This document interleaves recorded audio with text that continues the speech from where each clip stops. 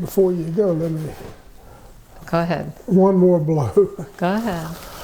There's about like 2 hours and 29 minutes of film on here, so if we get like sort of close, then I'll stop it and then. Okay. I don't think it will, but I know. I think you'll be. I'll move it along. Okay. All right. So, my name is Marilyn Forman Chandler. I'm here today with David Moff. Thank you so much for joining us, David. I'm glad to be with you. David, I am here on behalf of the Greensboro Jewish Archives and Oral History Project, and I'm here with Quinton Bradford, student at UNCG, master's student, and this project is sponsored by the UNCG History Department, Jewish Studies Program, and the libraries.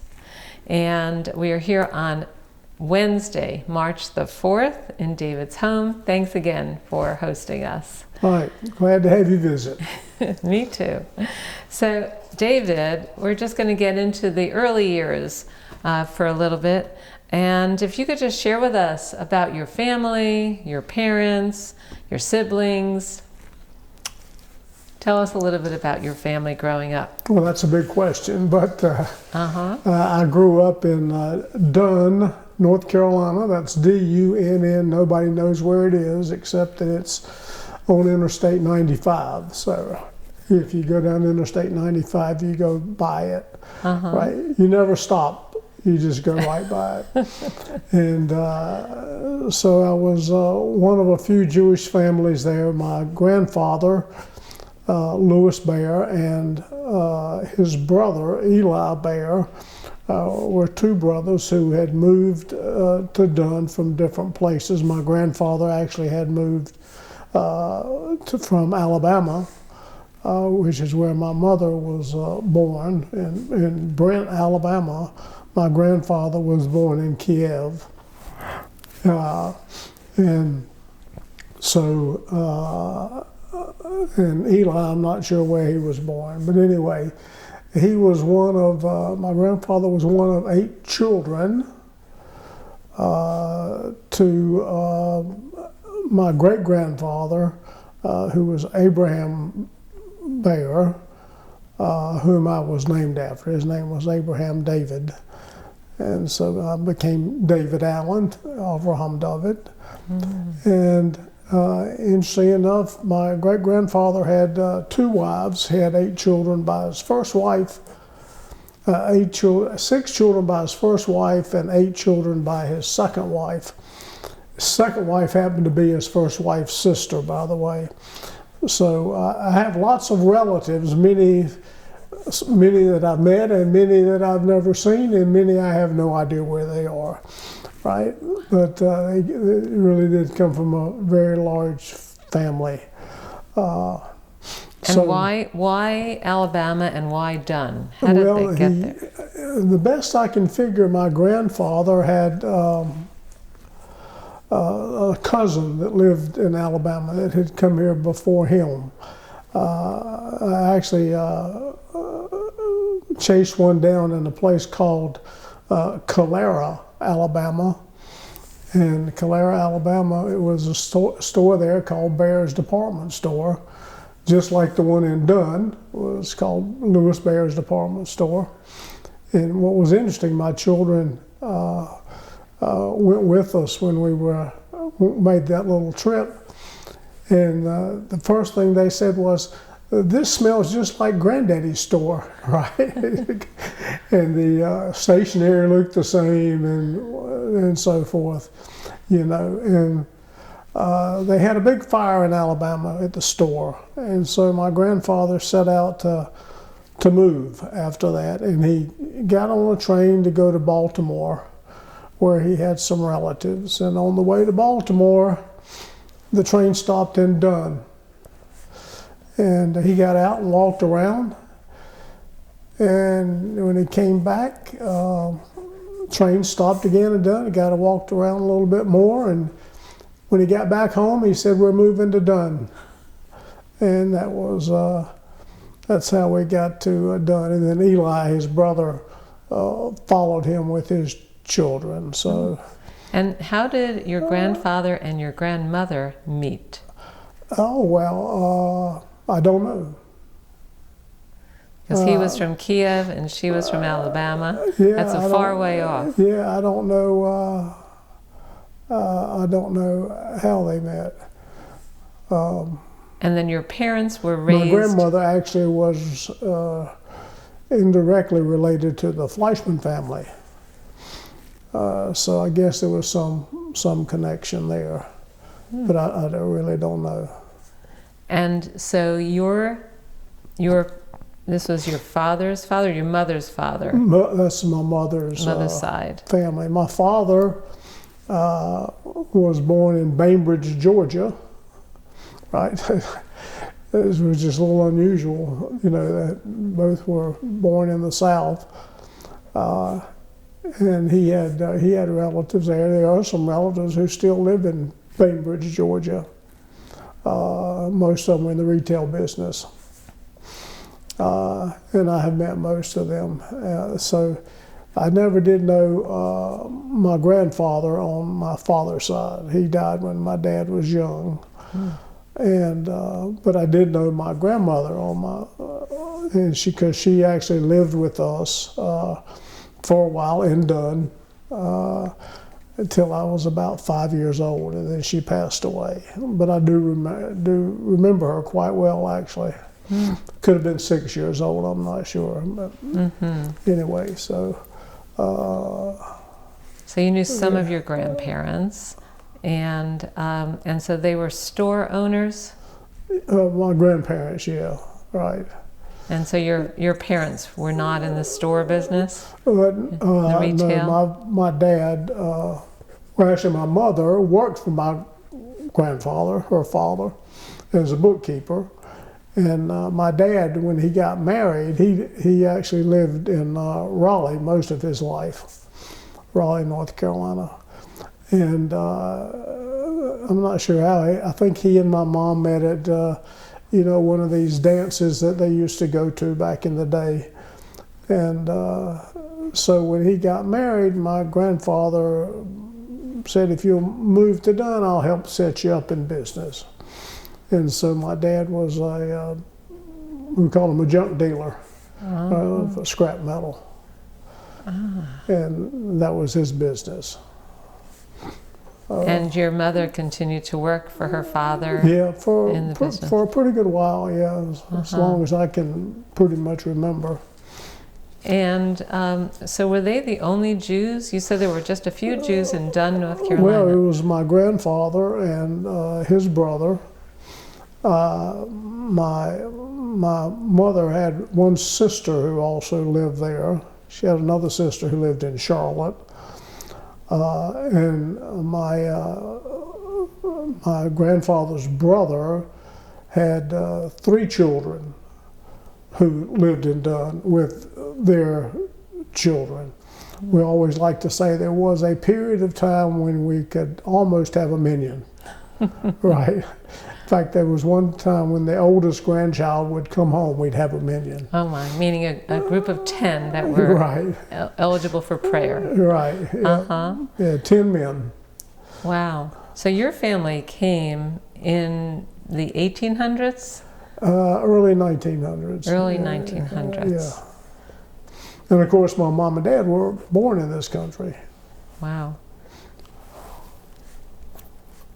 And tell us about what life was like growing up for your parents and also for you. What stories do you know from then and well, I can't really.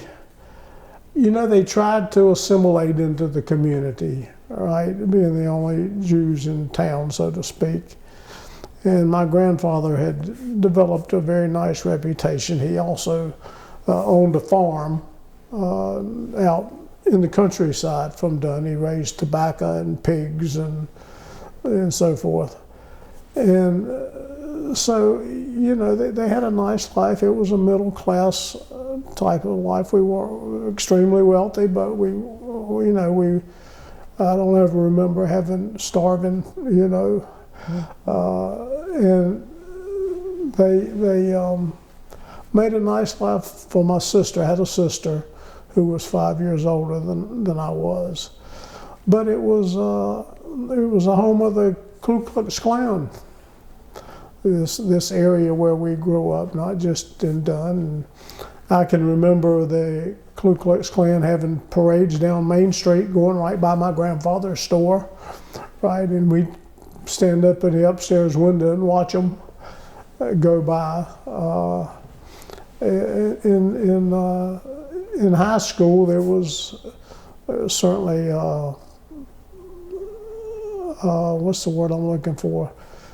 It was definitely anti-Semitism among the kids, some of the kids, but also, you know, the parents, and of course the kids got it from their parents.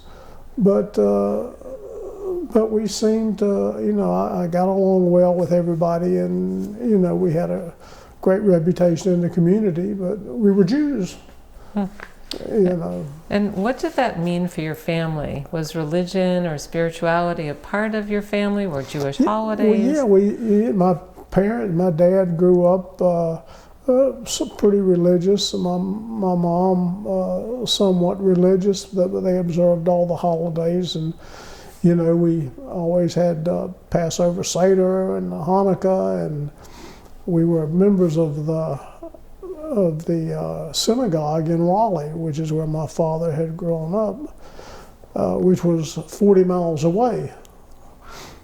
But my father used to take me to Sunday school every Sunday. Wow. You know, we'd make a little trip out of it. We'd go to Raleigh. We'd go out for breakfast, and then he'd take me to the shul for Sunday school. And then when I got close to my bar mitzvah, I was going on Sundays and Wednesdays for lessons. My dad would take me on Sunday. My mom would take me on Wednesdays, and I'd meet with the rabbi or one of the teachers there. You know, so they made sure that we had a good Jewish upbringing, I think, you know. That was a huge commitment. It was a very, very big commitment. And my sister had gone through the same thing. My sister, my recollection is my sister was the first girl at Beth Meyer Synagogue in Raleigh to have a bat mitzvah. Wow. Wow. But she was 5 years older than I was. So that was not during a time where girls had bat mitzvahs very much. And where did your sister live? Was she in Raleigh or later on? Well, you know, she grew up in Dunn, and she ended up landing in Philadelphia. So she's married, has 2 sons, lives in Philadelphia. Wow. So, you know, it's just interesting for me to know that you, having grown up in this very small community with an even tinier Jewish community, some point, and growing up in a family where apparently Judaism was very important, eventually became president of a conservative synagogue here in Greensboro. How did that happen? We're going to hear more of that story as well. You know, I always, even particularly in high school, I usually had some type of leadership role. So I think that's probably what did it. When I was in college, I was involved in some of the organizations there and took a leadership role. I went to school at the University of North Carolina in Chapel Hill. And did you go to high school in Dunn as well? I went to high school in Dunn. There was 100 students in my graduating class. First time they'd had 100 students. It was exactly 100. And a cousin of mine was a year behind me, and we were real close growing up. They lived right across the street from us. This was Richard Bear, whom you know, his family. So yeah, or you're asking about getting to be president? Just incredible. Yeah, we'll come back to that. But and so, as a Jewish teenager, from Dunn, North Carolina. Were there places where you came together with other Jewish Yeah, teenagers? oh yeah, of course. There was, all across the state, they had BBYO conventions.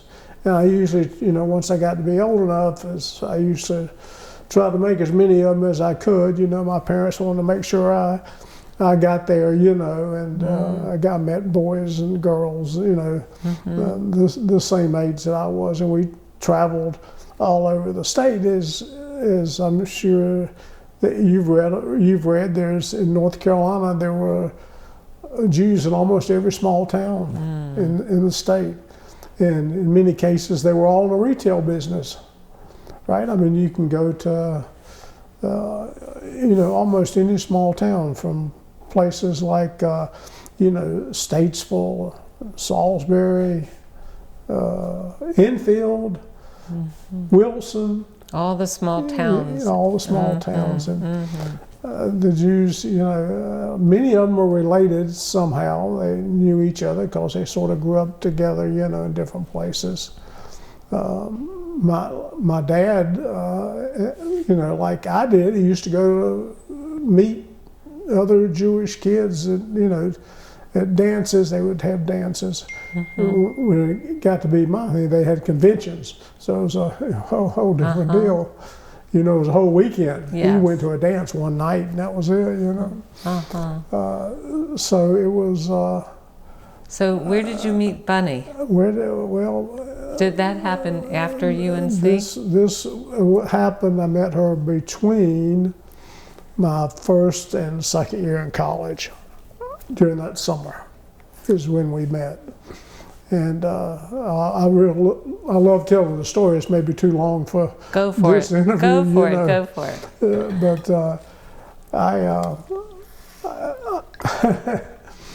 so I had been dating this girl who had come up to Chapel Hill a couple times. She was going to East Carolina. Her name was Miriam Steinberg. Right, who lived in Whiteville. I don't know if you know that family or not. And she and I sort of had the hots for her, right? And so she'd come up to Chapel Hill. So she and her family had a house down at Wrightsville Beach. So I called her up. This was during the summer. I was going to summer school, and I said, "My friend and I want to come down and visit with you." And this was another Jewish friend of mine who was in the same fraternity that I was, which was Pi Lambda Phi, and which was partially a Jewish fraternity. It was founded as a non-sectarian fraternity, but had a lot of Jewish members. And so Lon and I went down to Wrightsville Beach to visit, and Miriam was my sort of girlfriend, and she had 4 other friends with her from school at the beach with her, and one of them just happened to be Bunny. And that was supposed to be Lonnie's date, sort of for the weekend. And so when we left that evening to go back to, we were staying at Carolina Beach, which was about 10 miles away.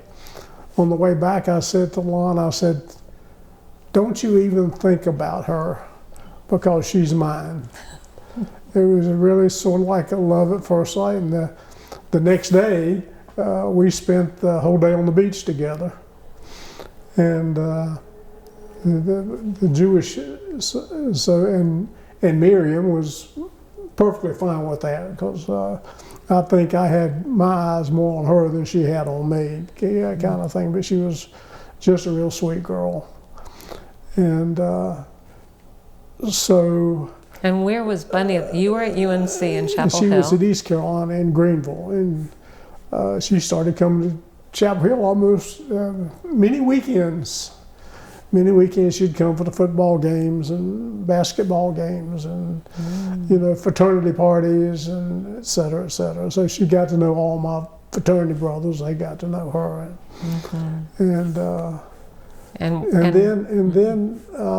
but after the beach visit, which was like in August, I got home. I called her up. We talked a little bit. This was on a payphone.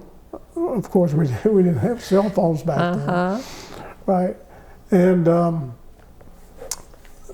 I said, "Are you going to Donnie's bar mitzvah?" and this was Don Baer. Right? You probably know who he is. She was a bar mitzvah. And I knew that she was because her family was, this was in Fayetteville, her family was involved. I said, how about I meet you there? Right? So we did. Friday night, we got there, and my sister almost had to drag me away to get us back to the hotel where we were staying. Was Bunny from Fayetteville? She was from Fayetteville. She grew up in Fayetteville. She had more of a Jewish upbringing than I did. Her dad was president of the synagogue for 10 years. So, and her mother was a part of the Fleischman family. Her dad was a German. He was born in Berlin and came here just before the war got really heated up, and actually joined the military, the U.S. military. Wow. So that's a whole nother story, right? So anyway, we always say our first day was at Don Baer's bar mitzvah, and we always like to tell the story that one of the elders of the synagogue didn't like it when she sat on my lap that night. That was a no. That was a no. So anyway, that's how we met. Here we are 55 years later. So Fantastic. Almost Fantastic. 56, as you'd like to say. Wow. So let's go back to UNC. So what did you study there? What was your major, and why did you choose it? And what do you remember about your classes? I'd rather not tell that story. Oh. But so I didn't know what to major in. I went there, and you had to take these placement tests, right? So in math and English, right? And I took it, and I was thinking I was going to major in math. I don't know exactly why, but I did real well in math in high school. And so we took a placement test, and I passed out of the general math course, the first course. So the next course was calculus. I'd never had any calculus at all in high school. But I said, all right, I'll give it a try. It didn't go too well, all right? But I got through it. I got to the second course in calculus, and it went even worse than the first course in calculus. And I said, no, this is not working too good. So maybe I'll just major in accounting, right? It seemed like a good Jewish major, right, so to speak. And so I started taking accounting courses. They went okay. It just wasn't for me. One of my accounting instructors, to say another interesting little story, was a law student who was teaching. His name was Steve Hockville from Durham. You probably know that family. And so that was sort of just an interesting connection. And so I took 1 or 2 courses in accounting. That was so then I just switched to being a business major. And so that was fun. I took a variety of different courses, and I found that interesting. But I spent a lot of time at the fraternity, and I played cards and all kinds of stuff, So, but I graduated. So nobody's asked me since then what my grade point average was. No, I'm not going to ask you that. What did you graduate with? So my graduation date was January 1971. So what was going on campus? The Vietnam War was raging at that time. And the first year of the lottery, they had a lottery for a draft. Right. And they did it by birth dates, and my lottery number was 69. So what did that mean? That meant that I was going to get drafted, probably into the Army. Either I had to do something else or whatever. So I was not too interested in getting drafted, and I went around and signed up for all the Army Reserve units I could find, all the National Guard units I could find that were accepting people, because that's what a lot of people were doing. And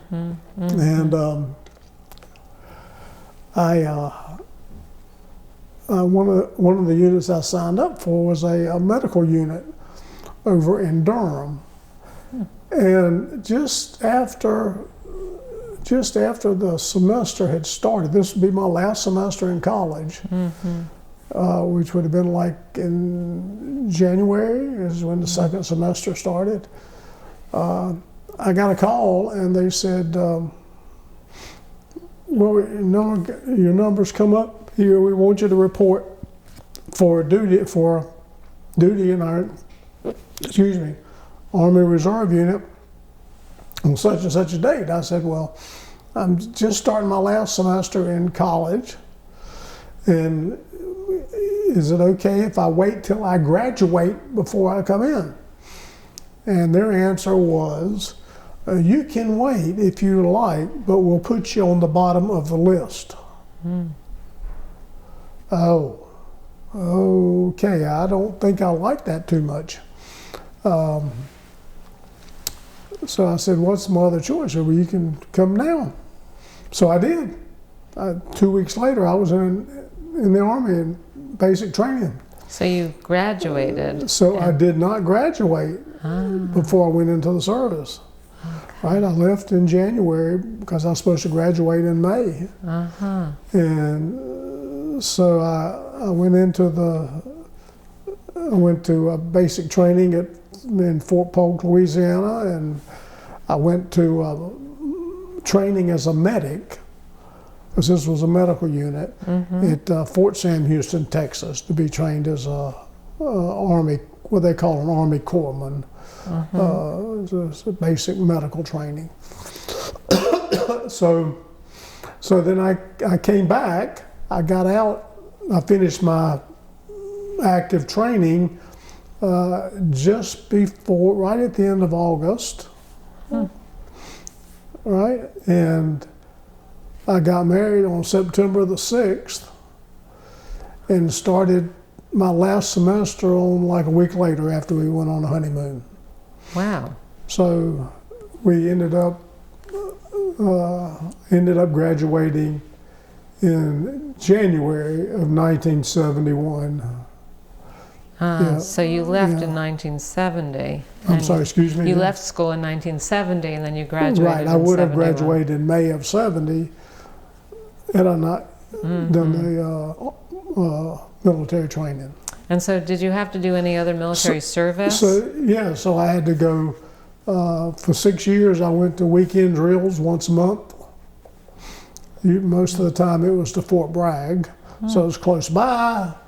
It was where Bunny's family lived. We used to stay with them, and then in the summer I'd go for 2 weeks of active training. And we'd go to different places, and usually what I did, I would work in a hospital, and they always told us if our unit got called up, we would be called up to work in a stateside hospital, and the people working in the stateside hospitals would go overseas because they were full-time military. Oh, interesting. Right there. So. Wow. And where were you and Bunny living at the time? After we got married, we lived in Chapel Hill because I had to finish my last semester of school. Right. And so as the story continues, I didn't know what I wanted to do, right? So we decided that I would try to go to graduate school. So I applied to a few different schools, and I got accepted at Emory in Atlanta. So she was pregnant at the time. She got pregnant pretty quick after we got married, right? Let's see, September. he was 12, 13, 14 months later after we got married. And what did you We study? always tell people we didn't know what caused them, but And what did you study at Emory? so we packed up, we moved to Atlanta. Our oldest son, Stephen, was born in Atlanta. Once I got there, I knew I had to work, to make a little money. Our parents were helping out a little bit. And so where am I going to work? I went to apply for a job at a local hospital. I figured, well, that works because I got all this medical training in the Army. So I was figuring, okay, it would be hard to get a job.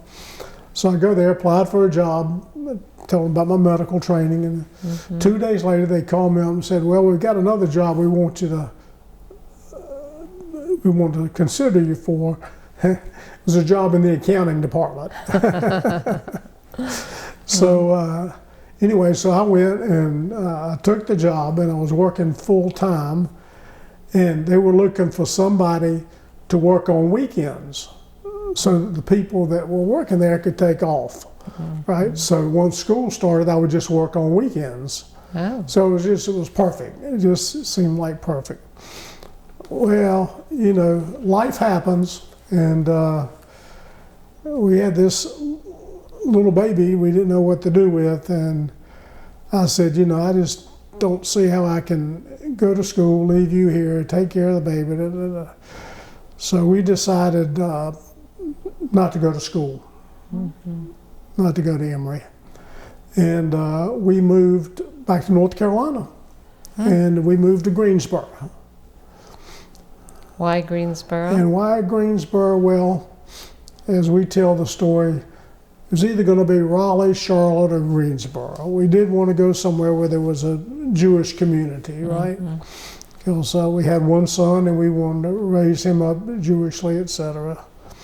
And so we decided on Greensboro, primarily because we knew a few people who lived here, right? Primarily Frank and Ellen Nelson. Now, were they related? Frank, they were here at the time. How were they related to you? So Frank and Bunny are second cousins, or first cousins once removed, or something, I don't know. They're cousins. Then they're both only children, and they grew up more like brother and sister than they did cousins, right? And he and Ellen had already gotten married. In fact, we missed their wedding because she was pregnant and expecting almost any day now. So we didn't get to come to their wedding, but they were at our wedding after I got back from the military. So that's how we picked Greensboro. And did you have work here? well, you see, there's all story. I wrote a book, so I guess I should send you my book so you can read my book about my career. Would love that. When we're happy to add that to the archives. And there's a lot about it there's a lot about growing up in there, but most of it's about my professional career. Anyway, so you got a job? Yeah, I got a job. So I knew I had to get a job when we moved here. So we had come up here. I came a few times, 2 or 3 times, to apply for jobs. There was no internet, right? There was the only way you could apply for a job was to walk in, say, "Can I have an application?" and fill it out, right? So that's what I did. And so where did I go? I went to primarily the major employers in Greensboro. And what were they? They were the textile companies. Burlington Industries, J.P. Stevens, Cone Mills, Wrangler, I even went to Levitt's Furniture, right? And I almost got a job there. But so I went and applied to all these places, and when I walked into the employment office at Cone Mills, this was the office where most of the factory workers go to apply for jobs, right? It was the only place I knew to go. And I walked in, had on a coat and tie. I think it was a double knit suit, right? Which was the fashion of the day, right? And the lady there says, "Do you have time to talk to our college recruiter?" I said, "Well, I got all the time you want. That's why I'm here." So then I went to talk to. He just so happens the college recruiter was in town that day. His name was Jack, and we went in and we talked one night and so forth. And so here's what he said. I remember this like it was yesterday. "Well, Mr. Moff, what is it you would like to do?" So I thought for a minute. This was my answer. I'm moving to Greensboro. I'm married. I have a small child. I need a job. I have a degree from the University of North Carolina. I think I'm pretty smart. I'm a hard worker. Right? Where would you put somebody like me? That was my answer. And he actually sent me for a job interview the next day at a plant in Hall River, at a small plant, and that was to be the assistant training manager. What was that job? It was to do the orientation for new employees. That was the whole job. I didn't get the job. They promoted somebody from within or something. I don't know what happened. So I go, he said, "Well, let's just stay in touch." And I said, "Well, I'm going back to Atlanta and we're moving up here such and such a date." It was I think it was like the beginning of September, I think before the holidays, we were moving because we wanted to be here for the holidays. And we already found an apartment right next to Frank and Ellen, right? Over at Madison Woods.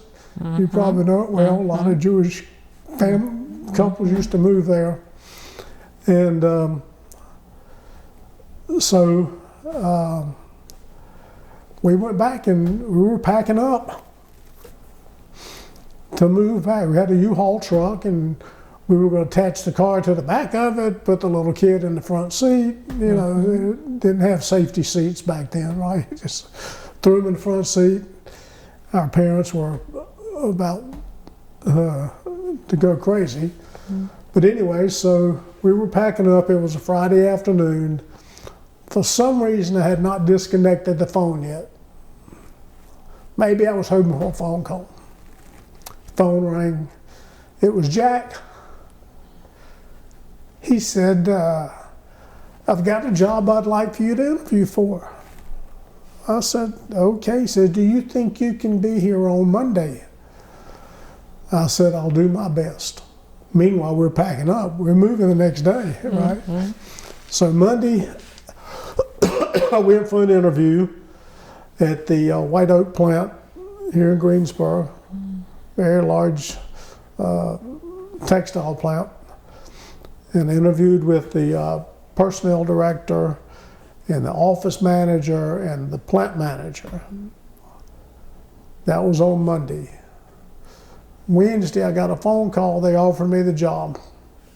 To do I what? went to work on Monday. What were you doing? Stayed there 15 years. Doing what? 14 years, actually, I guess it was. And I went in as the assistant personnel director. Did mostly hiring of people, orientation of people, you know, sort of learning the ropes. And so, you know, I always tell people I didn't know how to spell personnel. You know, didn't know it had two N's or two L's. You know, so anyway. And what's one thing that you took away from that job? The one thing that I took away from that, I learned about people. I really learned about people. You know, people by and large are good people. But there's also people who aren't so good. right? And I learned about that too. I think that was, I hadn't really thought about that, Marilyn, but I think that would be the biggest lesson to learn about people. And that experience really launched your career in the HR world. Yeah, I mean, stayed in it for the rest of for 50 years. And I always say, if Jack had said, "How about a job in the purchasing department?" I'd be a purchasing agent today. So yeah, I liked it. I mean, I got along well with people, and I just got along with people, and and from there you went to, and from career-wise, well, from there I ended up going to a job with Adams Millis Corporation in High Point.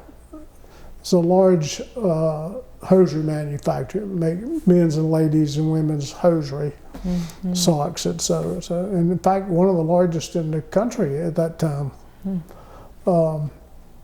And I was hired as their director of human resources. So it was a promotion to the sense that I was in charge of the whole HR function, right? And I stayed there 2 years, about 2 years, 2.5 years. They had a very interesting culture, and it was not one that, I wasn't happy. I did a nice job. Had a staff of people. I just didn't know that. And so after 2 years, I really wasn't looking, but an opportunity came my way. It just fell out of the sky, seemed to be. And that was to go with a job with K Chemical Company. And so, as I know you're very familiar with people, and the people who will read this oral history will all know the name Leonard Kaplan, who was one of the owners of K Chemical Company. He and he had a friend who was a partial owner, and then his son, who had just come into business with them just about a year before I got there. And so how did, I didn't go looking for the job, so how did it happen? This is another little story that's really,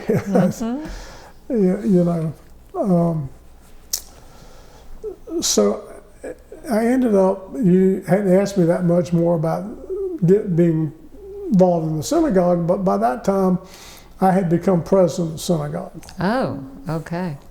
This was 1987. I think my years were 87, 88, 89, were the years I was president. And sometime after the holidays, I got a call from this guy. He said, "David, this is Leonard Kaplan. I'd like to come over to your house. I have something I'd like to discuss with you. A little synagogue business." I said, "Okay." You ever heard this story? No, I haven't. Little synagogue business? I said, "Okay." I said, "When do you want to come?" He said, "Well, in about 30 minutes. Right, this was, as you know, that's how he worked. Now, right? So I hung up the phone. I said, "Okay." So I hung up the phone. I looked at Bunny. I says, "That was Leonard Kaplan calling, wants to come see me about some synagogue business. I don't know exactly what he wants, but, Leonard Kaplan, he's, one of the big knockers in the synagogue. I mean, I don't really know him. I just know who he is, So he comes over, and we had a little downstairs area. We went downstairs, and he says, "I want to talk to you about the idea of having a choir at the synagogue." So I said, "Well, okay." And so he talked, and I listened, and he talked some more, and I listened. And I learned later that he had brought this up to about every president before me, right? And so I said, well, okay. I said, I'll bring it up. And just, he said, I got something else I want to talk to you about. I said, what's that? He said, how do you like your job? I said, well, I like it. Well, I got this little company, and we're always looking for good people, and blah, blah, blah. He said, you think you'd be interested in, and it probably, that big company over there, they probably don't pay you very much. I said, well, I'm doing okay, you know, and, you know, by that time we had 2 children. And he said, well, I'd like to talk to you some more about that. He said, maybe you could meet one of my business partners next time you come to synagogue. Well, okay. And he left. I thought, what in the world just happened, right? And so I was pretty regular going to synagogue, and next day, this was before or after the holidays, I can't remember, he introduced me to a Dr. Gutterman, right? And first thing he says, well, I hear Leonard's talking to you about coming to work with us. I said, no, well, really? That was not exactly how that conversation went. And so Leonard had been impressed.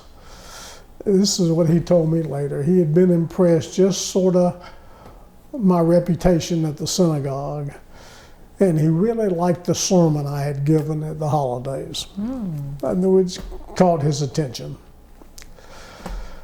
So this was,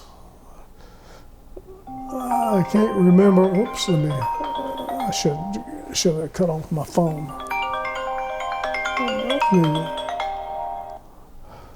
Okay.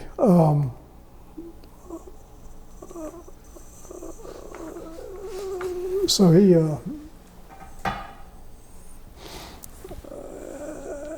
they were right in the process of building a new plant, a new facility, and they were going to move from their small facility over on Swing Road out to Capitol Drive. This was K Chemical. The K Chemical was going to move because they were growing, you know. And I said, well, do you want me to come to work now and I can help you move? And, no. Let's wait till we get moved. Okay. Okay, so they got moved and I went to work there. 15 years later, I so retired at age 55. So that was what year? What year did you go there? I went in 1988. It was May of '88. Not right in the middle of your term as president of the synagogue. Right. So you worked with Bernie Gutterman and Leonard Kaplan and Randall Kaplan. Right. And you were and there. There was about 100 employees at the time. Most of them were, about half were factory employees, and the other half were research, marketing, sales. And actually, I was hired. My title was manager of administrative affairs. Not that people were having affairs, mind you, but so I was supposed to be in charge of the office staff, all the HR stuff, right? And they wanted me to learn the job as the shipping and purchasing manager, so I could do that job too, right? And there was a guy who was, his name was John Wells, who was about to retire. He was a retirement age, so they were looking for somebody to replace him. Okay, have you ever done that? I said, well, no, not really, but I can learn, you know.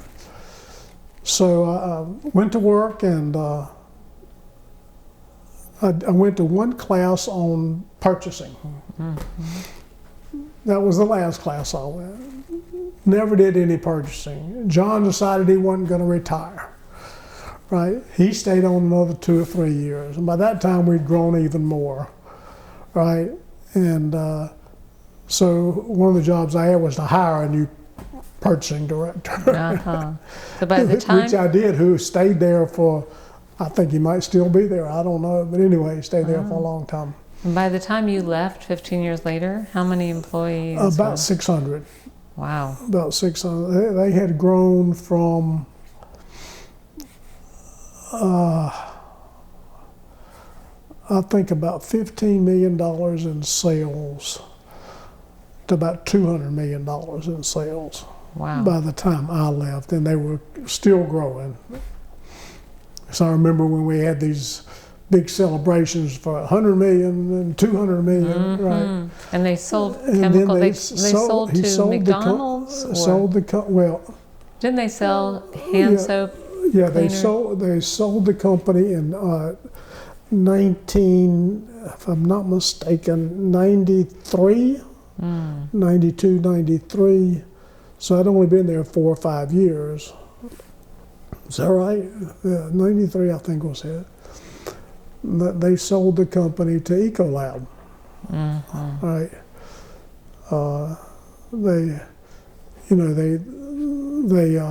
They were growing because all their customers were growing. You know, McDonald's and Burger King and I don't think Chick-fil-A at the time, but Long John Silver's, all the fast food. And now they've pretty much got a monopoly on all the quick service restaurants. Wow. But All right, so let's go back. Let's go back. There's a lot in between all that. I know there is, and I know that You're not falling asleep over there, are you? So I know that from K Chemical, you started your own HR and consulting company. Correct. Well, it's connected to K Chemical because they had sold the company, and Leonard stayed on for just a short period of time. Dr. Gutterman, he went pretty quick. Leonard stayed on for about 6 months. Randall stayed on for a couple of years, 2 or 3 years, maybe 4. And they had people come in from Ecolab to help manage and run the company, right?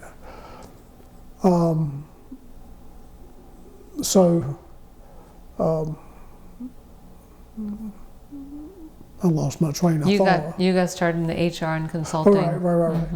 So they had left. I got a call one day from Randall. Randall says, "David," he said, "I guess maybe you heard I'm opening up a car wash business." I said, "Yeah, I heard about it." Right? He said, "Well, I need somebody. I know you know all the HR people in town. How about finding me somebody that can write me a HR handbook?" "Oh, okay, I can do that." I said, "How soon do you need it?" He said, "Well, I won't need it until we open up and start hiring people. And it's probably going to be 6 months." I said, "Well, Randall, if you'll pay me, I'll do it." He said, "That's fine, I don't care." He said, "Let me put you in touch with the guy who's going to be my general manager." Okay, and y'all can get together and work on it. So I did, right? And it took me 3 or 4 months to do it. I mean, if I'd have had time, I could have done it in 3 days probably, right? But I was doing this a little bit on the weekends and a little bit at night. So I got done, gave it to him. He liked it. He said, "This looks fine." And the manager, he liked it, right? And, all the rules and regulations and so forth and so on. And I said, "Okay," so we were done. I said, "I guess I should send you a bill." He said, "Yeah, just send me a bill." I had no clue what So I sent him a bill for $3,000. Right? A week later, I got a check. I went, wow, that was easy. I could do this a lot. But that was the end of it. Until about a month or two later, I was at an event at the synagogue. It was all tied back in Jewish. And a friend of Randall's said, I hear you did some HR work for Randall. Do you think you could help me? I said, well, I don't know. I said, I don't know what you need. And he said, well, I've just got a small company and I just need put some things in. I said, well, how about I'll come over to the office one morning, I'll come early, we'll have a bagel or something and we can talk about it. He said, that'll be fine. So I went a few days later. It was Bill Cassell, right? And had this small company called Reading Together. Right. And he had, at that time, I think he maybe had a half a dozen employees. He said, look, David, I just want to do things right. I know there's things I should do, I'm not doing, et cetera. You know, found out he didn't even have workers' comp insurance. No employee files. I mean, it was from an HR perspective, it was a big mess. And Bill, I really wish I could help you. I just don't have time. I said, you know, you need more than what I can give you. And he said, well, okay. So on the way out the door, I said, well, I tell you what, let me just think about it for a while. Maybe I can think of something. So I went home, put my thinking cap on. I called my good friend Patsy Wiggins. And I knew that Patsy had just left a job. So I told her this whole story. I said, you interested in doing some consulting type work? Yeah, so we went to visit Bill. Bill said, when can you start? And the following week, you know, we were, and I like to tell the story. I had no, like with Randall, I had no idea what to charge. I mean, hadn't done any real research or anything. I said, well, how about we just charge them $100 an hour? That's a nice number. Yeah, okay. So we did, and we wrote up a little agreement. It was about a half a page long. It says, we're going to help you with your HR stuff. This is how much we're going to charge you. Sign here, right? And so the following week, she went to, you know, start working with him. I said, you know, we'll charge him. You get half, I get half. You know, you're this person. I was a sales guy, so you know, this is the way it'll work. That's fine. And that's the way it worked for as long as we had our business. And she, after she got through that day, I called her up. I was dying to get, I said, did you give him the letter? Yes. Did he sign it? Yes. Did he have any questions? No. I said, well, damn, we didn't charge enough, did we? So anyway, that's how your HR business got started. Yeah. Oh, wow. And that's, you know, we went like this for a little while, and for a couple of years, I was still working at K Chemical Company. I mean, and they knew, my boss knew what I was doing, so I was doing stuff, you know, at lunchtime and at night, and I was working on proposals till 2 o'clock in the morning, and you know, and so we had our business for about 12, 13 years, and then we were fortunate enough that to sell it. Wow. We sold it to a firm in New York. Wow. And during that time, the time that you were working in business and developing your this private consulting company, you also, and while you were at K, became more and more involved in Jewish organizational life. So what inspired you to become involved organizationally? Well, you know, we sort of now have to rewind a little bit, right? So, when I came to Greensboro, we knew we wanted to have a Jewish life. That was one of the reasons we came here, right? I'd grown up in a conservative synagogue, so we went to Beth David. My buddy Frank was a member there, so okay, that's where I'm going to go. And I went there. People said, "Who are you? How you doing? We got the men's club. We're having a meeting on Sunday. Why don't you come? You'll help us." So I tell people my first job at the synagogue was slicing bagels for the men's club, right? And it sort of just went from there. Like I had told you earlier, I just seem to have always taken on different types of leadership roles at different places. Actually, back at the university, it's a little known secret, I was the assistant attorney general for the university, for the student. The student body? For the student body, yeah. They had, they have a president, and they had an attorney general that was responsible for trying cases before the honor court and stuff like that. And so that was a job I had for a year. One of our fraternity brothers was actually the attorney general that year. And just going back to school for a minute, and then we'll come back to Beth David. Were there any issues as a Jew on campus? You were part of a fraternity that was sectarian but had a lot of Jewish members. Were there any issues that you experienced as a Jew on campus? I did.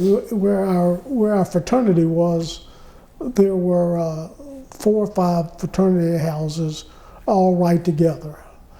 And we used to have, some of the other ones were definitely anti-Semitic. And, they'd throw bottles at us. They'd break all the windows. They'd start fights and stuff like that. And in particular, because we were in close proximity to these other, the 2 Jewish fraternities that were there, TEP and ZBT, were not close to anything. So I don't think they experienced the same thing that we did. And by the time I was there, it was about half Jewish and half non-Jewish, right? In your fraternity? In my fraternity. By the time I graduated, there were just not even hardly a handful of Jews, and they're just. But the national fraternity is primarily Jewish. Wow. Even to this day. At all the other campuses, because it was found in the Northeast and. Yeah. Okay, so come back. Jewish organizational life in Greensboro. You were members of the synagogue. You were active in men's club.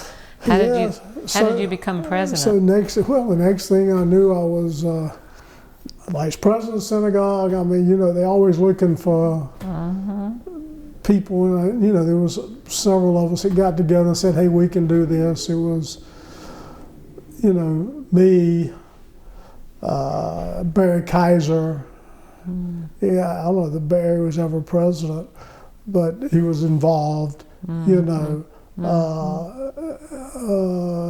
Stan Meyer was involved at the time. People I can think of, Frank. Just trying to think. And what kinds of issues came up? What kinds of issues came up? Our job was just to do little fundraisers and raise money, and there were no real big issues in the men's club, right? We did, the men's club didn't really get involved in the politics of the synagogue. What happened when you became president, though? Well, that was a whole different story. Let's hear about that. Yeah, I always tell people that after I became president of the men's club, I don't know if it was before or after, I got promoted to the educational committee. And Mort Ursler was I don't remember whether he was the president or the chairman of the education committee at the time, but he's the one that really pulled me into the synagogue. I always tell people he was sort of my mentor. And so we got to where we were negotiating the contracts for the teachers, right? We had to go around and meet with them and, so forth. And so that, I think that was really the thing that sort of highlighted, said that was David, And next thing you know, I was third vice president, right? I never was treasurer because, as you remember, I didn't like accounting anyway, right? So, Frank actually was treasurer. Most of the time I was involved. So I became third vice president. That was a 2-year sentence. Second vice president was another 2 years. All these were 2-year deals. Right? Then first vice president, and then president. And when I was third vice president, Mike was president. Mike Berkelheimer was president. Ann Falk. I think Gene Krusch was first vice president. I think this is Ann Falk was second vice president, and I was the third vice president. So I was in some pretty important company as far as the synagogue was concerned, and particularly financially and otherwise. I never was sure exactly how I got there, but there I was. And so I had a stint as president for 2 years, during which time, part of that time was with K Chemical and part of it was Adams Millis. And I was the bingo caller. Oh. Yeah, right. That was when there was bingo at the synagogue. Yeah, I mean, I was bingo caller while I was doing all the other stuff every Monday night for 10 years. Wow. Wow. Okay, so aside from bingo calling and serving as all of these vice presidents, and now you've made it to the presidency of the synagogue, which I understand you are the longest surviving president of Beth David Synagogue. Currently, yes. Currently. Congratulations, Yasher Koach. I survived. So what kinds of issues occurred while you were president, late 1980s? Well, during that time when Ann Falk was president, we, I don't know how else to say it, we fired the rabbi. Ed Feldheim. Wow. Right? I say we fired the rabbi, I mean we didn't renew his contract, right? And that went to a vote of the congregation, and he'd been there for 15 years. And so this was a very traumatic time. I was like the first vice president at the time. How large was the synagogue at that time, do you think? I think we had probably 250 members, maybe 200. I don't know exactly. During most of that time, all we had was one administrator, and that was it. Plus the school. Our Rose Halpern, who had been there for many years, she was the synagogue secretary and did just about everything. So this was very traumatic, and we had to go before a vote of the congregation, and the congregation decided not to renew his contract. And that was because he was a well-liked person, but we just felt like it was a time for a change. And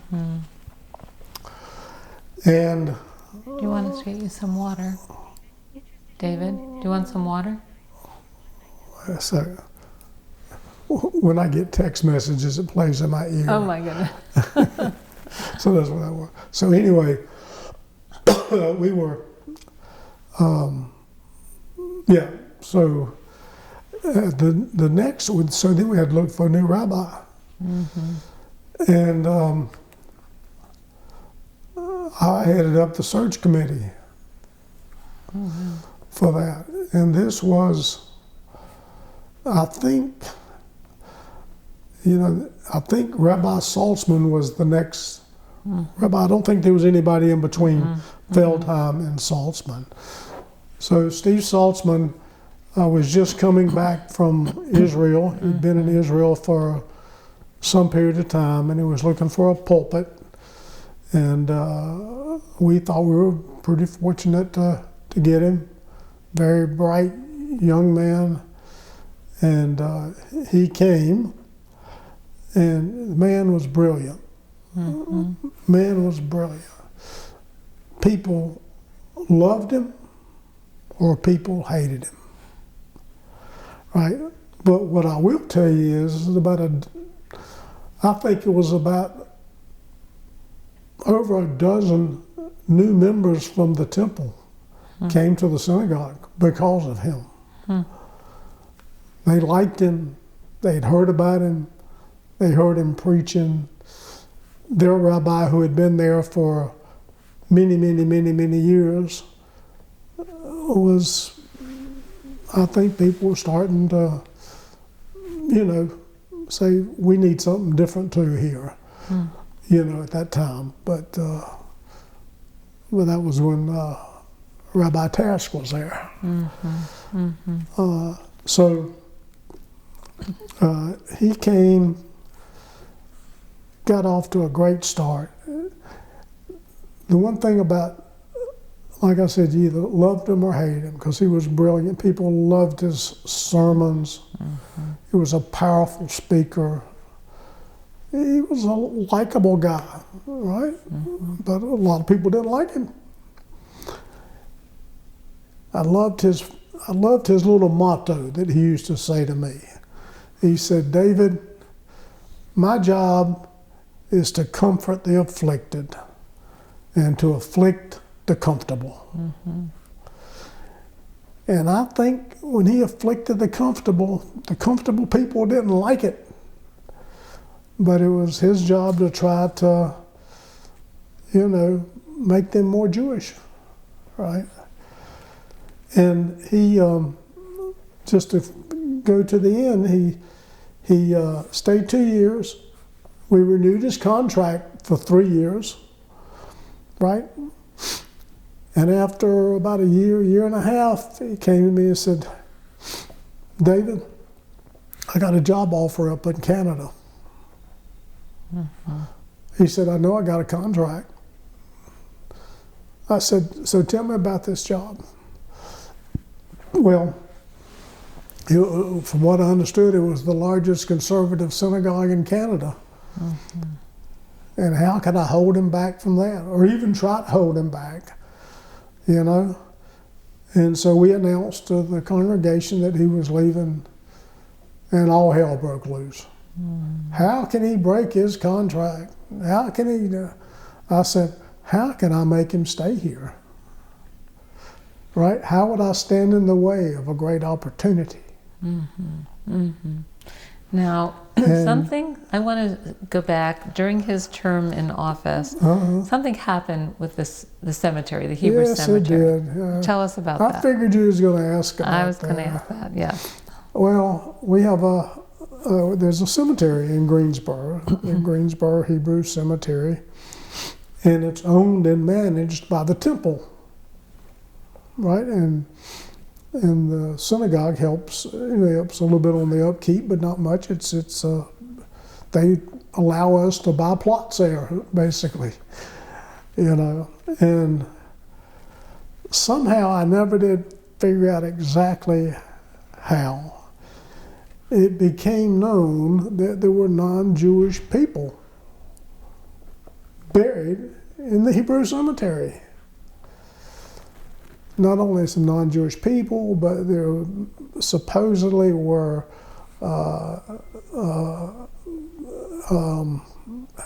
what's the word I'm looking for?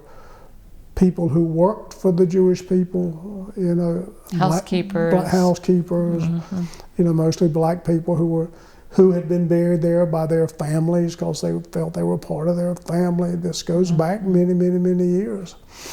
And, I'm not sure there was ever any way to really verify that. But Rabbi Saltzman says, no more burials for me. And I had to respect that. And so during the time he was here, if anybody died and he did the funeral, we shipped them over to High Point. And they were buried in High Point. And he was glad to do it, right? Because as far as we knew, it was a totally kosher cemetery. Did that issue ever get resolved? Well, we haven't had a rabbi since that refused to do it. So we don't really know, you know, he didn't want to take a chance that all that was true. Weren't there some graves that were surrounded by? Well, yeah, there were graves, plots that were surrounded by, you know, monuments, etc. You know, so supposedly that was part of the issue. But that created a real furor. One of the things that we did during the time I was president, we may have started it earlier, I don't remember, is that we did try to have regular meetings with the leadership at the temple, just to talk about different issues that were, you know, in the community. I don't remember exactly what many of them were. We'd go out and have dinner at some restaurant and eat and chat, and that was it. But we did get together, which was sort of a little unusual. And you later became involved in many other Jewish organizations. Well, yeah, I was, I guess this was after I was president of synagogue. I was involved at the Jewish Family Services. I was invited to be on their board, and eventually became the chairperson. And that was, I enjoyed that. It was good. And Phyllis Jerome was the director at the time. And I'll just tell you another little story. Phyllis likes to, in fact, I see her from time to time at Carolina Diner, right? But she likes to, we went to a national convention. It was in San Antonio. And our hotel was right there on the walkway, you know, in San Antonio. And she likes to say that she and I went there together without Bunny. Which actually, and Bunny always says, no, I was with you, right? And so was, her assistant, name won't come to me right now. Paula Becker? Paula Becker, thank you. So that was a 3-day jaunt that we had together. She always likes to tell that story that we were just the two of us went. And you also, in addition there, to, and I actually got a role on the HR committee for the Federation. I never did move up in the power structure of the Federation, so to speak. And you were in a very important role, working on HR manuals and all kinds of HR policies for the Federation. We did, yeah. I'm still on the board, you know, but I never go to meetings. So I just, you know, there's 30 people on the board, they don't need me to, so. But actually, Glenda, the new director, your successor, has called me a couple of times about a couple of HR things. Good. So I'm glad your talents are still being used. I never did know whether they worked out or not, but he was my advice. I never followed up. She didn't call back, so something must have been okay, I guess. Well, you gave many years of great advice, many years. And you also got involved in North Carolina Hillel. Yeah, I was actually on the board of Hillel for a term or two, I guess. When I guess Warren Mars was the director at the time. So I appreciate the opportunity to do that, having gone to school there and Also, I felt good about it knowing that my former boss, Leonard Kaplan, had been involved in the building of or the rebuilding of the Hill House there. Absolutely. And now my former boss's Dr. Gutterman's granddaughter is the director there now. Yes, right? Hannah Gutterman, exactly. Yep. And I know that you also were chair of you were involved with the Blumenthal Jewish Home. Oh, yeah, thank and you. Yeah, you yeah. became chair of the BJH Foundation. Yeah, yeah. My mother-in-law was a resident at the Blumenthal Jewish Home in Clemens. And she went there, I don't remember how old she was, but after her husband had died, and she lived by herself for a while, and she had a couple of falls, and we just decided she needed to move, and she went fighting and screaming, but we got her there, and so finally she liked it. So she was there, and after, I guess, a couple of years or so, they asked if I would serve on the board there. So I did, and I was even on the board there at the time. They decided to sell the facility and move to Greensboro. It was all this conversation about moving to Greensboro, moving to Charlotte, moving here, there, where, what, you know, it was a lot of angst about it. And so they had to take two steps to move to Greensboro. They moved for a while to a vacant wing at the Masonic Home for the Jewish residents who wanted to move there, who wanted to stay. A lot of the residents who were there decided to move somewhere else or move closer to family. And so. And why did the Blumenthal Jewish Home close? What was that about? Well, it was all about, Jewish people were not coming there anymore. There were more other options. It wasn't as important for people to have a kosher facility anymore. It didn't seem to be. But Jewish families were not sending their loved ones there. They were keeping them closer to home. So if it was, somebody in Charlotte, they stayed in Charlotte, or if it was in Wilmington, they stayed close to home where their family was. So the census continued to drop, and it just wasn't financially feasible. So they found a company that was willing to buy the beds.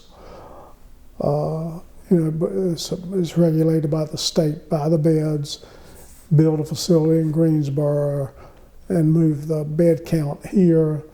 And some of the residents moved. My mother-in-law was one of them. There weren't a whole lot of them, but it was several. And so then it finally decided the board, the Jewish board, was not real happy with the care that was going on there. And we decided we needed to divest ourselves of any relationship. So we did. And the money that we got from all that, with the sale of the beds and so forth, we created a foundation. And it was also from the sale of the land in Clemens as well, right? The land and the beds, etc. Right. And that became originally the BJH Foundation for Senior Services. Right.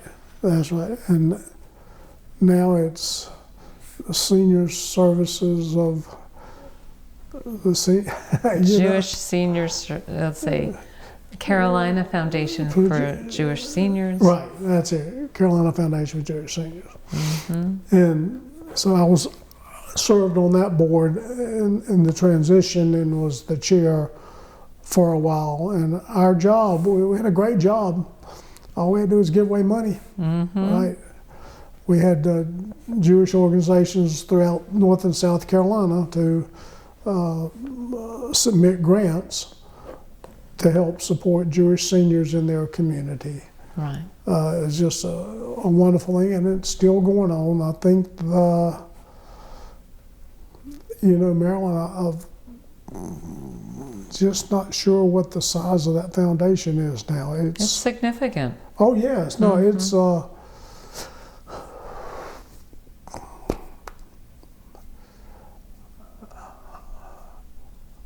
Is it I think it's close. $8 or $10 million? Oh, more than that. Is it? Oh no. Wow.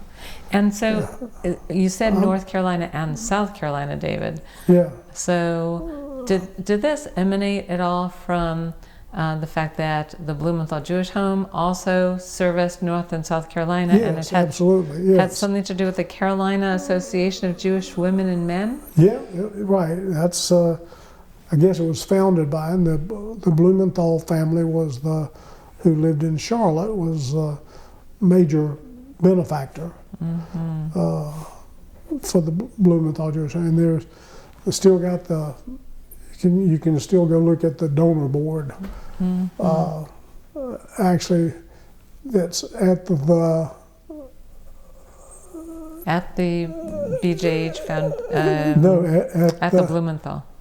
At the nursing home. Right. Right. Which is off of Pisgah Church. Right. That's right. Wow. It's called the Blumenthal Home. It's not rehabilitation. And nursing home. Yeah, they took the name Jewish out of it. Interesting. Yeah. So I'm going to ask you, with all of this service to the Jewish community, with the Jewish community, what about Greensboro's Jewish community makes it different than other places you had lived or visited? Oh, well, this is really the only place I've ever lived with the Jewish community. Right? I mean, I used to go to Raleigh for Sunday school, for the holidays. I could just as easily have lived in Raleigh. I could just as easily have lived in Charlotte, probably. But, we had friends in Greensboro, so that's where we moved. They had a nice, nice Jewish community. I think I like the size of the Jewish community here. Where Charlotte and Raleigh are much larger, at least appear to be much larger anyway. But I feel I think there's a warmth that you have here that you don't have other places. And excuse me for saying this, but it's because of people like you. Thank you. It's not why I'm doing this interview. No. Who have had a major influence for 30 years? How long were you? 36 years. 36, right? You were the leader of our federation for 36 years. So it's people like you who have made this community what it is. Thank you. And you have also been involved in the general community. I know you were involved in... Yeah, I've always had my finger into something, right? And when I was with Cone Mills and different places, they allowed me the opportunity to get involved in many organizations, community organizations. I was involved in the United Way. I was on their board. I was involved with Goodwill Industries. I was involved with Family and Life Services. I was, I hate to tell you, in my book I was telling you about this. I got a whole list of them. I don't, Well, I know you were active in Rotary, and you were active in Partners Ending Homelessness. Partners Ending Homelessness, yeah, I was involved in that for a while. Usually I got involved in something and stayed for a while and then moved on to something else. I try not to do too much at one time. Yes. And I'm going to ask you the same question, just a little different way. So what is it about Greensboro's community that makes it special? as a city? Yeah, no, I think it's the same thing. You know, I think it's a warm community. I like the size. It's easy to get around. You know, people are willing to help each other, it seems. If you know,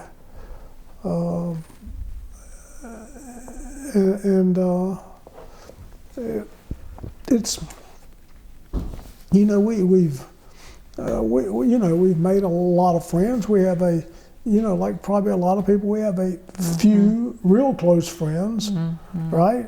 I mean, I consider you a friend. I don't know that I consider you a real close friend, right? But a friend, right? So we have a few close friends, and you know, it's. And David, speaking on a related topic, how do you and Bunny describe your philanthropic goals? How do you determine which organizations you support, or is it only in organizations that you have been involved with? Well, you know, our biggest philanthropic gifts are two. One's to the synagogue, and the other one is to the Federation. There's no other organization that we give the same amount of money to. We make lots of little gifts to organizations, right? And I think it's, for us, it makes us feel good, right?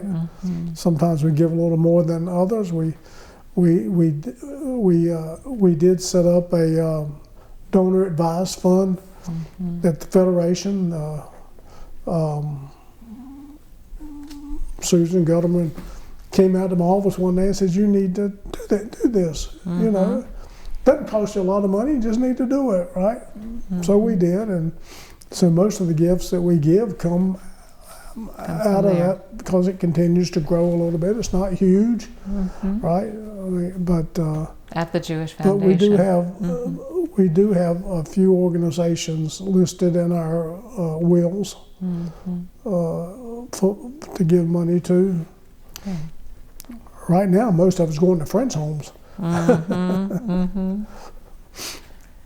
Which is where you live. Right. So I'm going to go back in time, because we skipped over a piece of history that I know you have some thoughts about. I'm going to ask you what you remember about November 3rd, 1979. Almost every minute is what I remember. Share with us, please. Wow. And take a deep breath. And do you need some water before you do that? Yeah. Do you want some water? I've got. Yeah. You want something to drink? A soda? I'm good. You know. You're okay? What time is it anyway? We're good. 11:45. 12. I got another meeting at 1:30. We're good. We're good. We'll be done before then. November 3rd, 1979. There were 5 people who were shot down at Morningside Homes in Greensboro, which was a black community.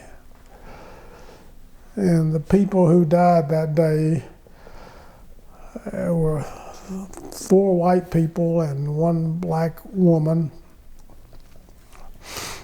And what was interesting about that day that put me in a very unique position, I think, is that most of those people who died worked at Cone Mills, which is where I worked, and I knew them. I personally knew them, and I knew their families, and I didn't like them. Why did I not like them? Because they were trying to organize the mills. And as the human resources person. Tried to organize the mills into unions, you mean? They were working on behalf of the union to organize and get as many people as possible to join the union. And we didn't like the unions. We meaning the owners of the mills. And me. And you. Yeah, Why?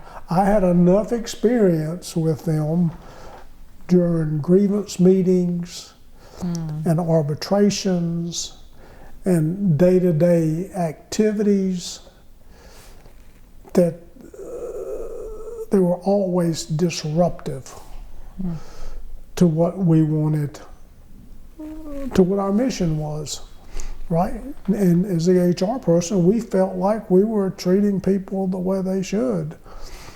But the union, they were using the union as a vehicle, you know, to raise money and to convince workers that their ideology was something they should follow, which was always very difficult to follow, right? Whether it was Marxism, Leninism, I mean, you just never knew what it was, right?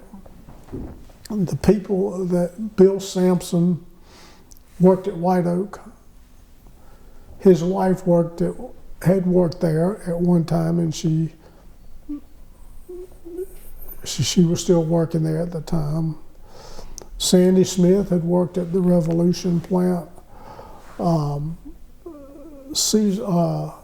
Marty Nathan, he did not. Jim Waller, who most people would consider sort of the ringleader, he worked at the plant in Haw River, the granite plant. He was a physician, he was a doctor. And he worked in the he worked in the mill, and he worked in the emergency room at the hospital at the same time. So how did we learn about Waller? I put my finger on him. I kept getting these doctor's notes. Please excuse Bobby from work. He's sick. Signed, Jim Waller, on a prescription pad. Of course, it was all a lie. You know, so he was writing notes for people, and he ended up getting fired because why? He lied on his application. They lied on their applications to get jobs because they were targeting the mills for unionization, one, and number two, you know, they had these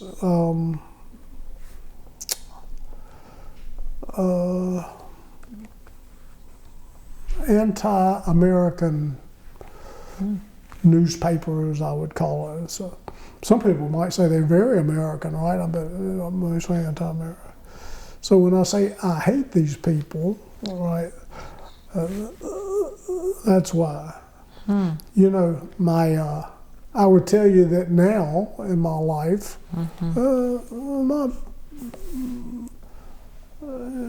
I have different opinions about things, you know, but I still, as far as unions go, I don't believe, here's what I always say, if a company's doing their job right, they don't need a union. So what happened that day? What happened that day? Well, the KKK came into town. They had a line of cars that drove off of the interstate down into Morningside homes, got out of their cars, pulled out their rifles and started shooting. And that's what they call the 88 seconds of death. Well, those 5 people died, a few other people were injured. And there was it was precipitated also by about 2 or 3 weeks before some of the some of these people had been down to China Grove, North Carolina, right? And had been taunting the KKK, right? And this was like a retaliation to what had happened at China Grove. Don't know if you knew that. I didn't know that. You like shook your head like you No, I never didn't heard know that. that. China Grove. So there's China Grove was a different plant. There was no. It was just oh, you know, I don't know if there was. I don't. There wasn't a Cone Mills plant there. It was just, you know, it was a hotbed of the KKK. So, but I like to tell you this story. They used to.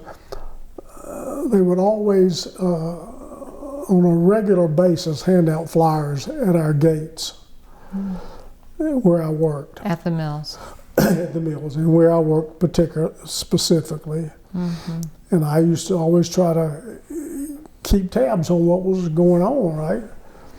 And I went to one of the guard houses where people come in and out, and Dale Sampson was down. This is Bill Sampson's wife. She was down there giving out flyers, and I was just standing there watching.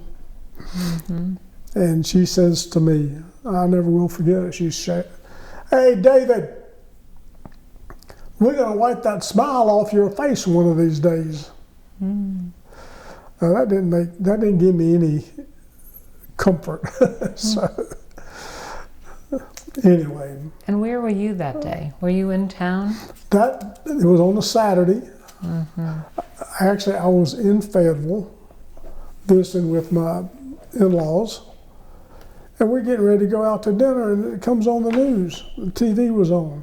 And we got ready. Well, guys, whoa, back up. And we knew that we were having a rally. You know, When you say they, it was at Morningside Homes. There was going to be a rally, you know, just in support of the union, et cetera, et cetera. Okay. Right, because they were targeting primarily the black community. So I saw it on TV. So we came back home on Sunday. When I got back home on Sunday, of course, the security department at where I worked is already doing their thing. You know, we had police on horseback surrounding the plant. Wow. That didn't give me any fuzzy feelings either, you know. And then the whole trial played out, and nobody was ever convicted. How does it feel so many years later now? Yeah, you know, they had this Truth and Reconciliation Commission, and I went to one of their meetings just to listen, you know. This many years later, it's a dark spot in Greensboro's history.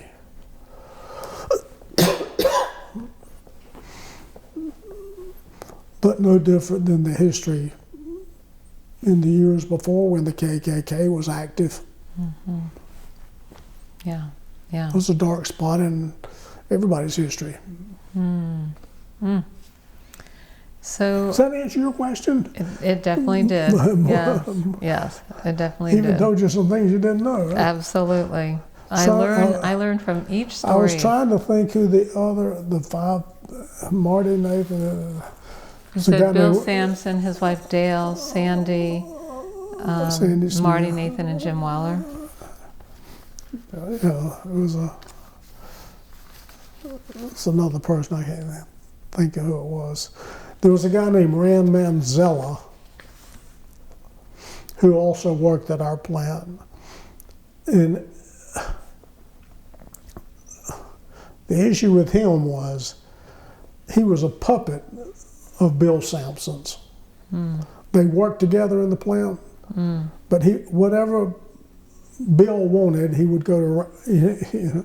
He was like his puppet. He was not a very smart guy, but and Bill Sampson was a very bright guy. He had a divinity degree from Duke.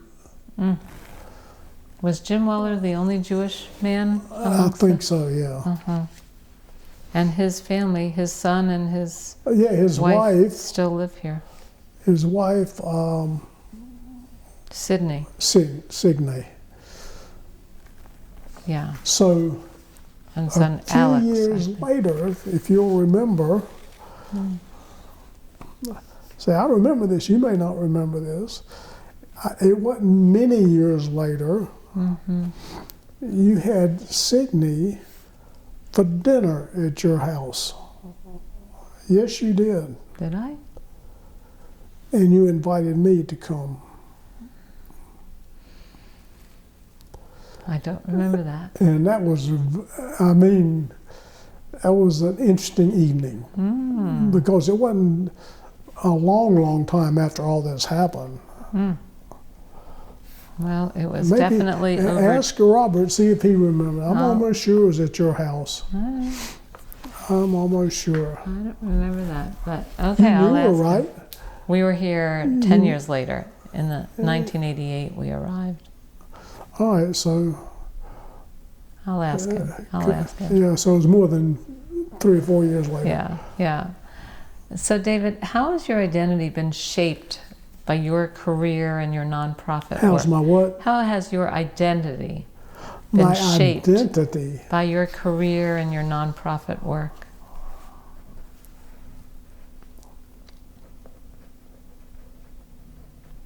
Wow. Or has it? Maybe I better call my wife up here. She's in the back, just, I don't know, is she reading or something? No, I want your thought. I told her she was welcome to be here, but anyway.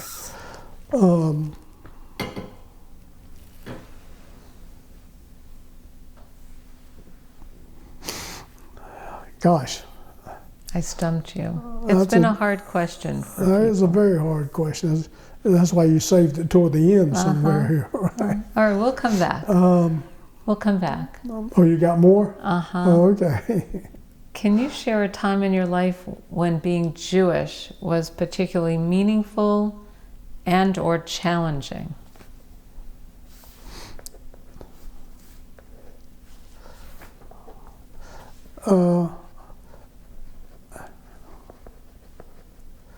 Yeah, if I can tell it to you without crying. Particularly meaningful was when both of my sons were bar mitzvah. Right? And when Stephen, who's my oldest son, had his bar mitzvah, it was when Rabbi Feldheim was still here at the time. Yeah.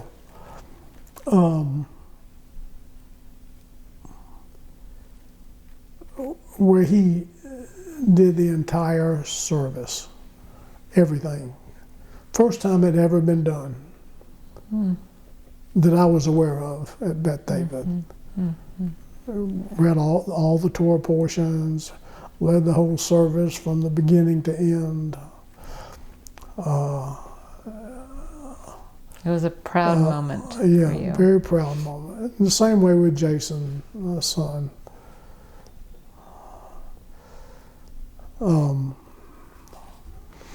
You know, when they got married is another meaningful thing, but I think when they were bar mitzvahed is where I would say would be the most meaningful. And the other half of that question was The most challenging.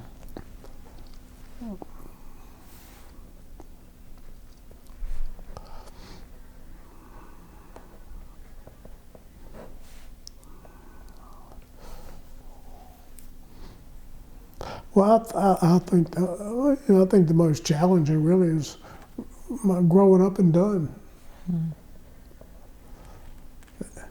Yeah, it was a challenge.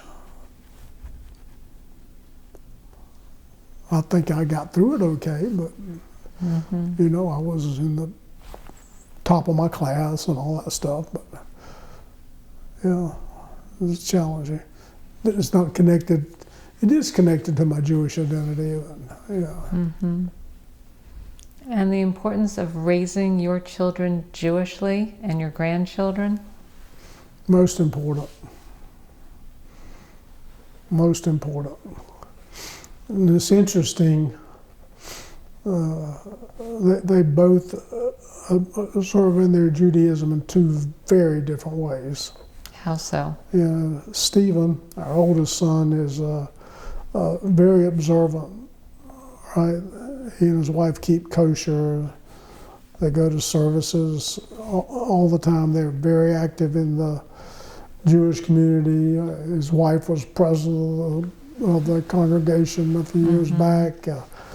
He was a vice president, I think, one time.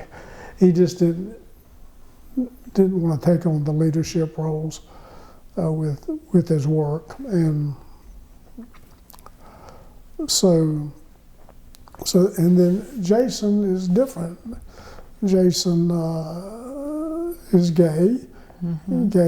Jason is married to a Filipino who's Catholic, and interesting, his husband is not really standing in the way of all of it and wanting to be observant. He just doesn't, you know, he's actually coming to California for Passover in a few weeks. And Stephen lives in California and Jason lives in New York. Right. And hopefully his little daughter, who's 9 years old, will be doing the 4 questions. She did it when she was 4 or 5, so I know she can do it now. So, but he hasn't. He took her to some little play things at the local Jewish Y for a while, and it's important to him. It's just not. It's just not front of mind. Yeah. And what about for you the importance of Israel? Israel. Oh wow.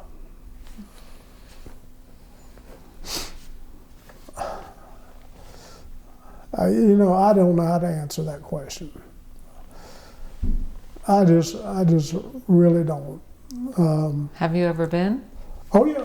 Well, we've been to Israel. We went on a trip with the congregation from California. Stephen's, Irene's congregation. We went with them on a couple of trips to Europe. Why didn't we go with the ones from Greensboro? I don't know. They were going, we liked them, and you know.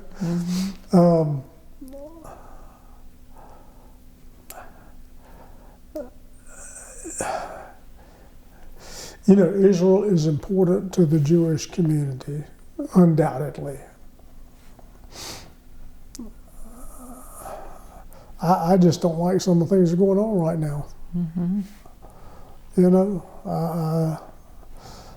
I think they've got a leader who's like Donald Trump. I don't know. How do you feel? This is an interview about you. I'll come interview you sometime. And I need help understanding. You know what I'm saying? One could. We have some family who lives there. Irene, our daughter-in-law, has family who lives there. They've been many times. Steve and Irene have been half a dozen times probably. I mean, or more. I can't even tell you how many times they've been. Their kids have been. Both their kids spent a year in Israel. At the Hartman Institute.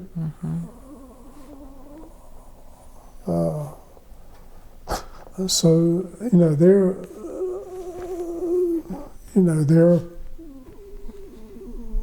connection to it is much stronger than mine is. I just, maybe I don't know what I don't know. Maybe I need to understand more. I don't know. Was it important to your family, to your parents growing up? used to buy Israeli bonds when they were selling them during the war. Mm-hmm. I remember that, yeah, you know. Or they'd buy trees for Israel, yeah. Mm-hmm. But it was not a, yeah, I remember I was born in 1948. So I just don't. That was the year that Israel was Yeah, founded. Yeah. So that's how I remember when Israel was founded. Yeah. So David, on another topic, what world or national events have significantly influenced your life and how? World and national events and/or national events.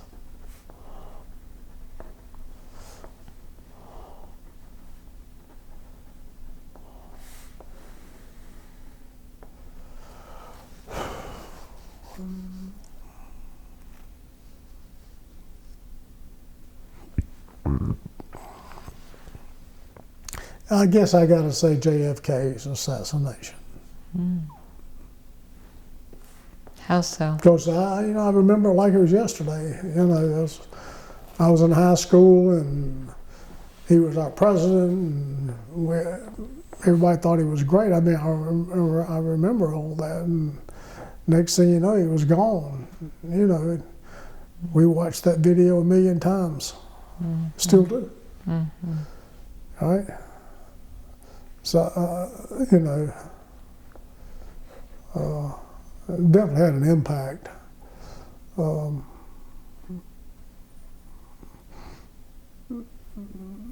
know, you hadn't talked about my political career. I mean, I don't really have a political career except I was precinct chairman for a while in your precinct. Yeah, and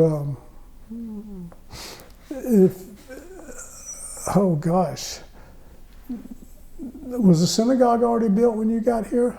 Yeah. Parts of it. Huh? Not the Kimberly Susan Bates building. Right. So when we dedicated the synagogue, our guest speaker was Senator Robert Morgan of North Carolina. And I knew him. He was a native of Lillington, North Carolina, which is just down the road from Dunn. Right? And I invited him to come, and He was a U.S. Senator then.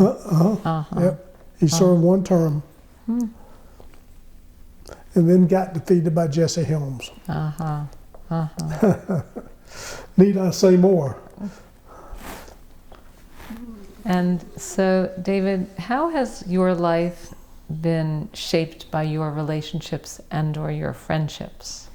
I'm sorry. How has your life been shaped by your relationships and/or friendships?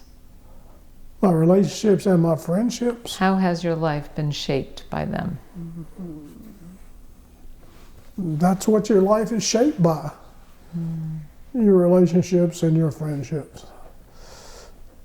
Yeah, you know, including in my case, my spouse. Yeah, I mean, I think it's all about relationships. And certainly that was your career. That's in my book. In your book. My book is all about relationships. I will look forward to reading it. It's in PowerPoint, so you'll have to read it in PowerPoint. Okay. And never been published. But shared with family and friends. Yeah, a few people, not many. I'll look forward to reading it. So, who have been your role models, and what about them have you admired? Your role models.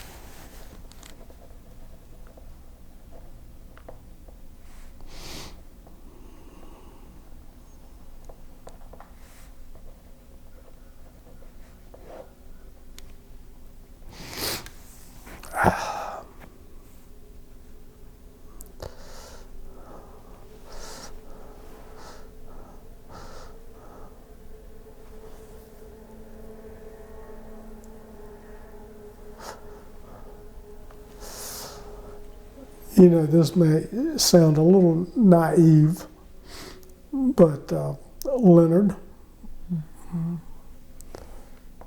Mike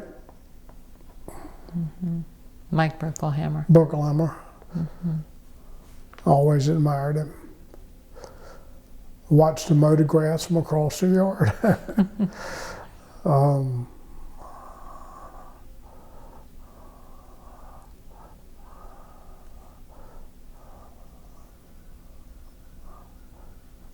Well, I told you earlier that Mort was sort of my mentor in the early years, and we always stay connected. I did, you know, he was living at the Blumenthal home.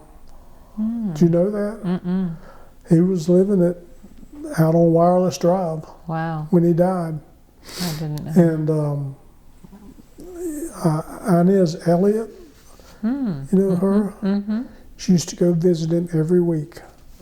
Wow. She was part of, I saw her just the other day. She said she was part of some Friendly Visitors program, I guess. I don't know. Through the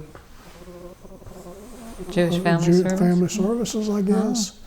She said she was going to visit him every week. And I had been a couple months before he passed away. And it was, you know, it's one of those things you always put off. And so I'm glad I didn't put it off any longer, because I had already put it off for 6 months. But he'd been there for a while, probably, as far as I know, the only Jewish person that was left there. And I think that's just because his family didn't really know. That was the only thing they knew to do. Yeah. But anyway. Role models. So I'm trying to think if there's, you know, there's no like national figure or, you know, like some president or some, you know, your role models are people that are close, right? I think the other, I can't leave my grandfather out, Louis Bear. The one grandfather that I knew. In fact, you'll read about him in my book. Okay. In fact, there was a really nice article in the Jewish Times Outlook, used to come out, and I don't think they don't come out anymore, about him. I'd and love I to included read that article in, Oh, good. yeah, Oh, good. as like an appendix. Because we are looking for some historical materials, so I would love to Yeah, I share mean, a copy yeah, of there's that. definitely some history there, for sure. You know, it's like the Jew store, Yeah. right? Yeah, I'm exactly. sure you've Exactly. dug into that book somewhere along the way. Absolutely. The provincials, and Yes. you know. All right, one more question that I have, and then if there's anything you want to add, feel free. So, at the end of the day, what gives meaning to life?